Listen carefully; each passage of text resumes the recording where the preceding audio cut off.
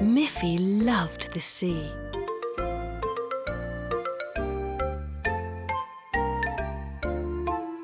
She liked to sail on it, and she liked to sit on a beach and watch the sea. She could play with her ball, build a sandcastle, and fly her kite.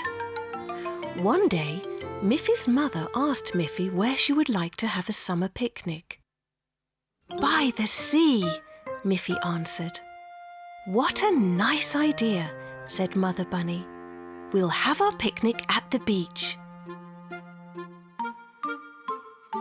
We can spread a large blanket on the sand and put up our special beach umbrella so that we won't get sunburnt," she said. "Yes," said Miffy. "And I hope my friends will be there too, so we can all play together." On the day of the picnic, it was sunny and warm, a perfect blue sky day. Miffy's mother prepared a lovely salad of carrots and cabbage and green and red peppers. It looked so delicious. She also made 2 bottles of carrot and parsley juice. Miffy's father said, "I will get the car ready, and you can put everything in the boot."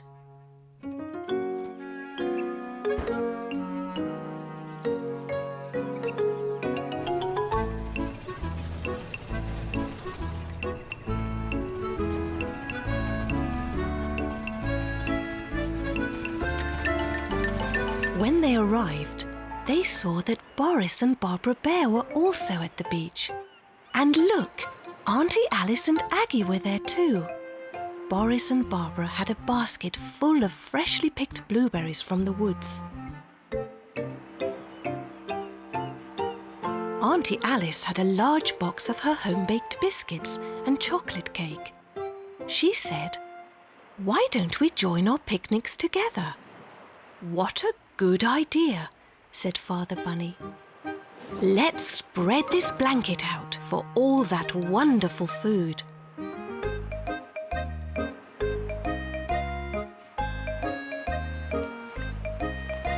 How good it tasted. They ate everything.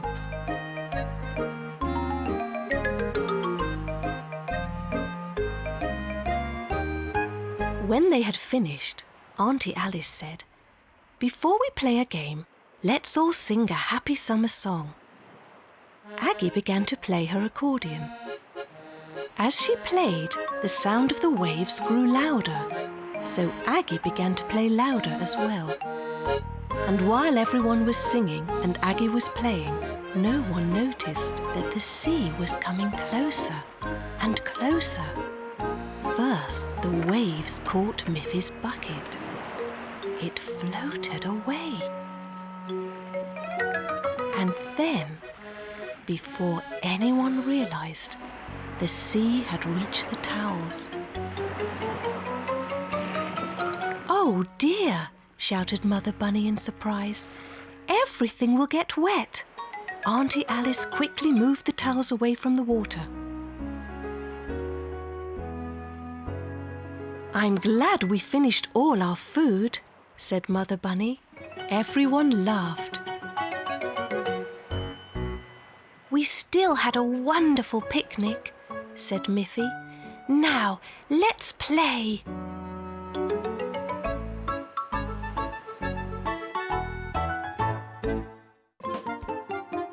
"Where is my school bag, Mother?" asked Miffy one morning. "Your school bag is just where you left it, Miffy," said her mother. "But I have searched everywhere," said Miffy. "I'll help you," said her mother. "Let's search your room."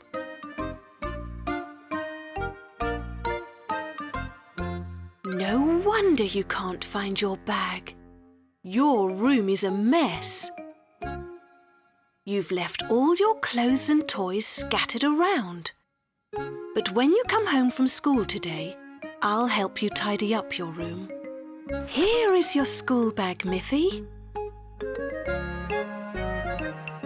Meanwhile, there was something happening at Boris and Barbara's house.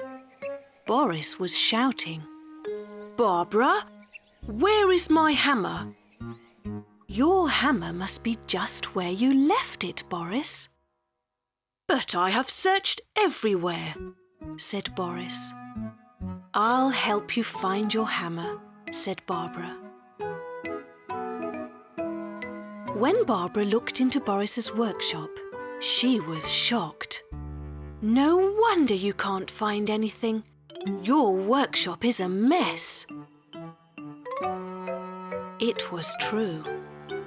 "I'm sure that if you tidy up your workshop, you will find your hammer," said Barbara. "Don't forget, you promised to make some new tables for the school today." Boris began to tidy up.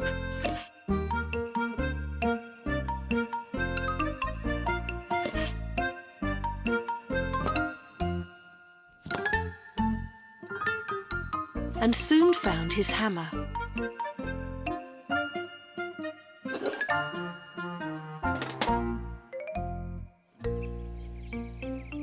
He packed his hammer along with his saw and 2 little boxes with nails and screws. He also packed several wooden boards. It was all very neat. Now he knew just where to find each tool he would need. So he started to walk to the school. When he arrived, the teacher said, "Someone has borrowed 2 of our tables and didn't return them, and now no one can find them." "I'm happy to help," said Boris.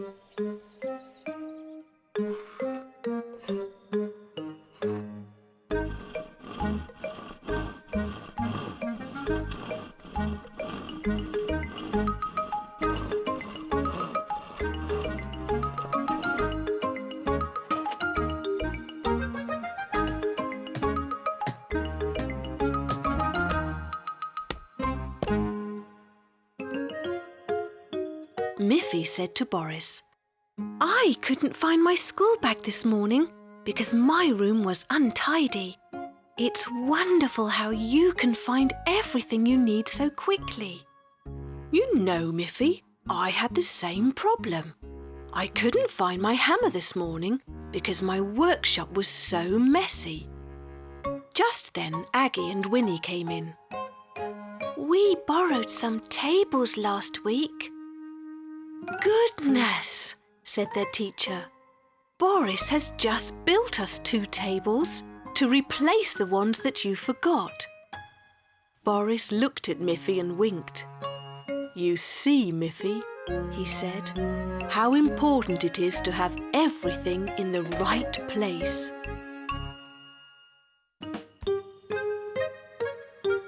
Miffy loved to look out of her window and watch birds flying over the meadows and butterflies flying over the flowers. "How wonderful it would be to fly," said Miffy. "I wonder if I could fly too. Maybe I can. I've just never tried. I don't have wings like the birds or the butterflies," she thought, "but maybe I could fly by flapping my arms." So she went outside and ran very fast, flapping her arms as hard as she could. But she just fell down.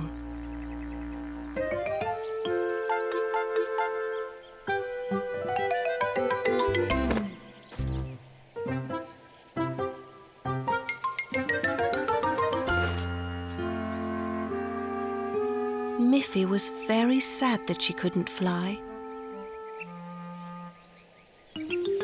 She looked up and saw a brightly coloured kite flying in the sky.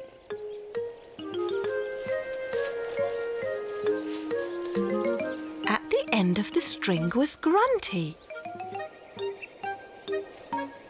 Miffy ran up to Grunty and said, "Grunty, wouldn't it be wonderful if I could have paper wings and you could fly me like a kite?" "What a fun idea," said Grunty.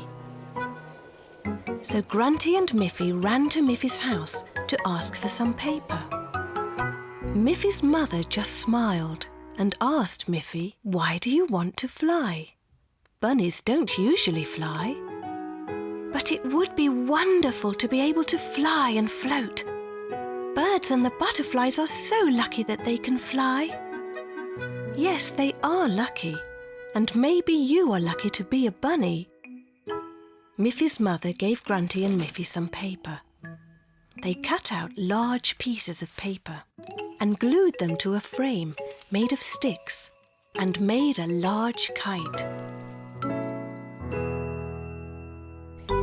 They went outside to see if it worked.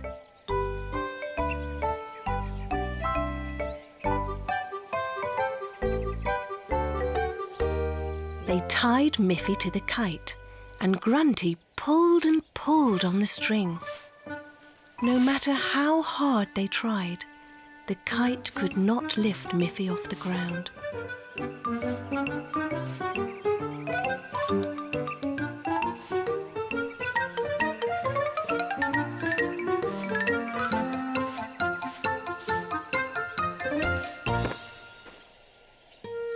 Miffy was fed up with it and very disappointed. She gave up and went into her bedroom. Then Grunty had a good idea. She asked Miffy's mother if she had some large crayons.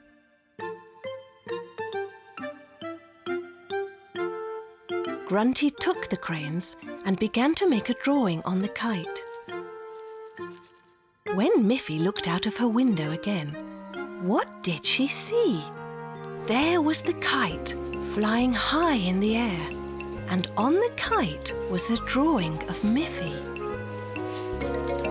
"Look, Miffy," said Mother Bunny, "you are flying at last." Miffy had to laugh.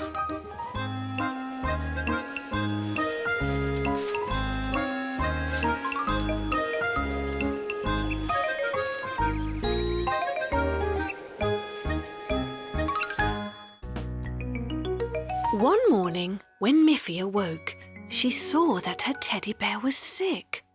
His arm was dangling by a thread. "Oh dear," said Miffy. "You're looking very bad, little teddy. I'll have to take you to the doctor." "Is there a doctor for teddy bears?" she asked. "Well," said Mother Bunny, "the very best toy doctor is your own Auntie Alice." So straight after breakfast, Miffy carefully wrapped her sick teddy bear in a napkin and placed him in her scooter basket in order to bring him to Auntie Alice.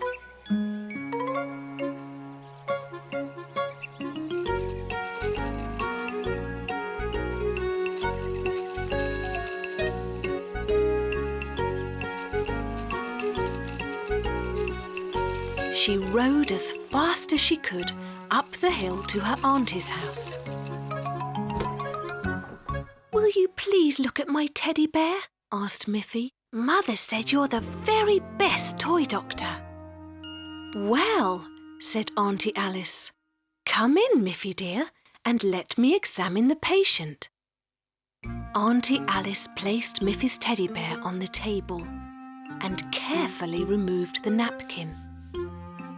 "Oh dear," said Auntie Alice. "This is a more serious condition than I thought.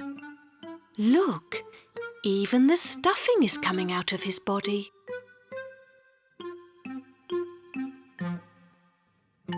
"You've come just in time." "Oh, can you help him?" asked Miffy anxiously. "I think I can," said Auntie Alice. "But he will have to stay in my hospital for one night so that I know he is well again."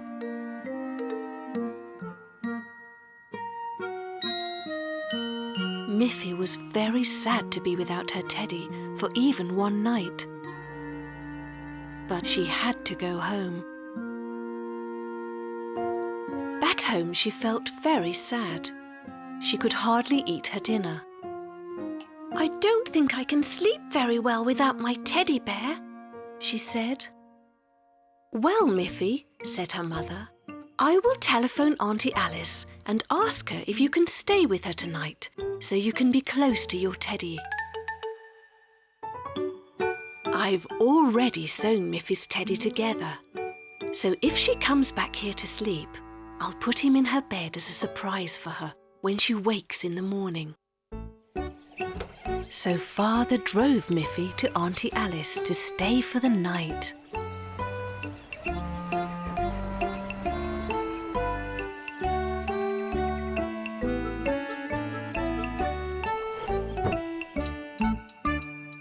As soon as Miffy was asleep, Auntie Alice carefully tucked the repaired teddy bear under Miffy's blanket.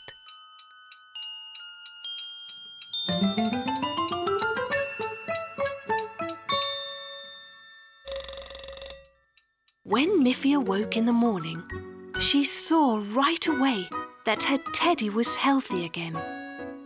"Oh, Auntie Alice, it's true!" she shouted.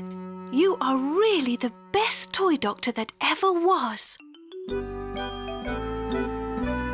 "Thank you, dear," said Auntie Alice proudly, and Miffy was very happy that her teddy bear was well again.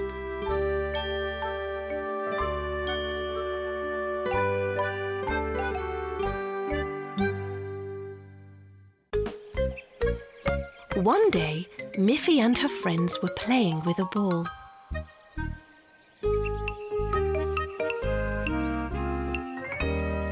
"Let's see who can throw a ball the highest," said Miffy, and she threw her ball.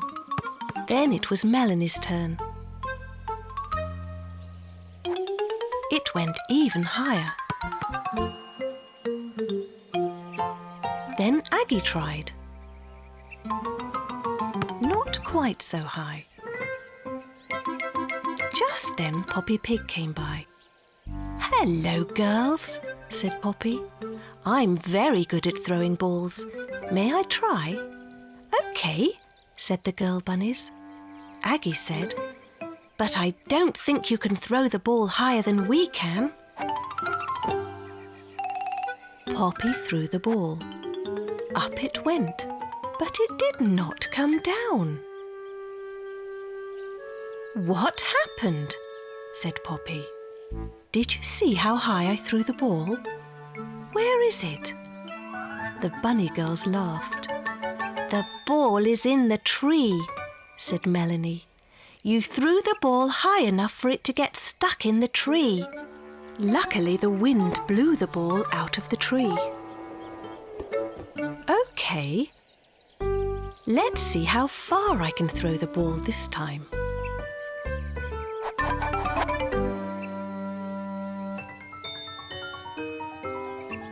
The ball sailed away and splashed into the pond. "Oh dear," said Poppy. "I have lost your ball and I can't swim."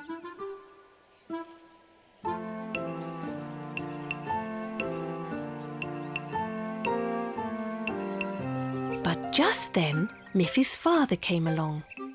"Don't worry," he said. "I will get your ball out of the pond and then we can have a game to see who can kick the ball the furthest." Father Bunny got in a boat and rowed out to the middle of the pond and took the ball out of the water.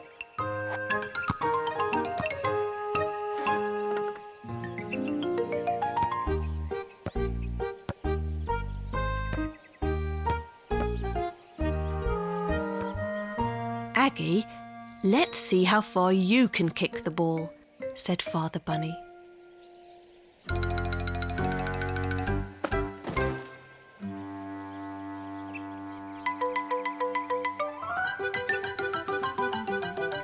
Then Melanie tried.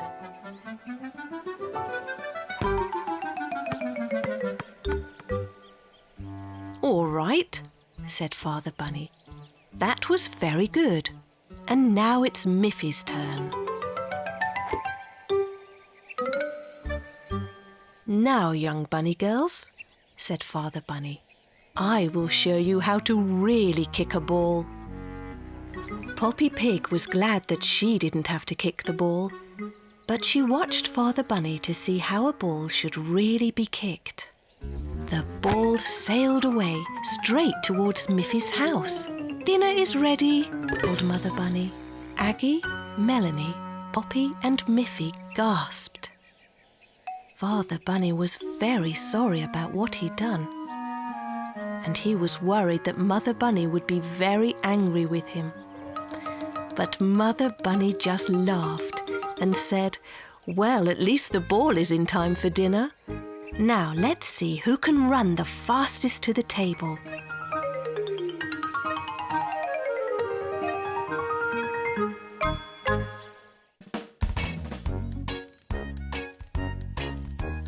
Miffy, Miffy, Miffy, run!